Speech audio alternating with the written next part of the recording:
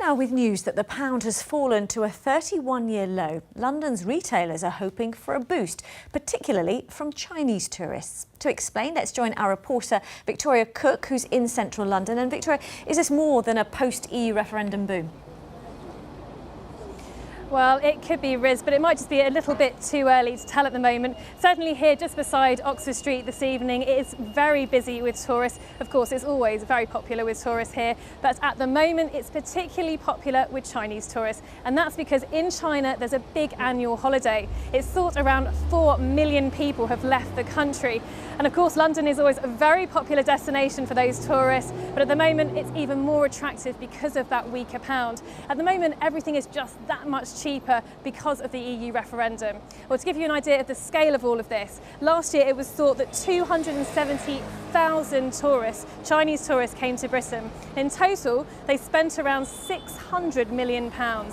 Well, I spoke to a few Chinese tourists here today. They were shopping. They said it's one of the things that's high up on their list of things to do whilst they're here.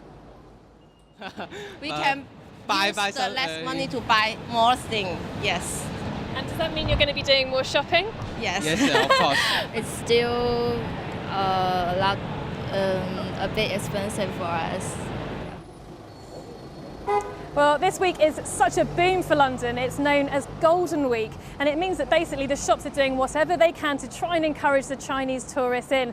I spoke to Westfield Shopping Centre earlier today. They said they've employed multilingual assistants to help out this week. The Body Shop said they've launched a brand new payment system called Alipay. It's a specific type of system to help Chinese tourists when they're here pay with credit cards. Now, I spoke to one professor of economics today who reiterated just how important the Chinese tourism business is for London.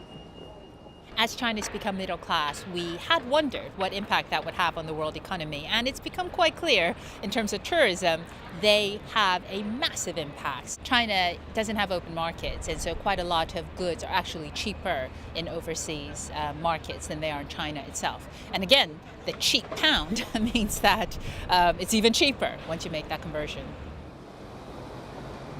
Of course, it's not just the Chinese tourists that are benefiting from the cheaper pound. A lot of the tourists here just beside Oxford Street will be noticing that their money's going a lot further. It means that there's more money being spent in all the shops and the restaurants, and it means that this time could be quite profitable for London. Back to you. OK, Victoria, many thanks.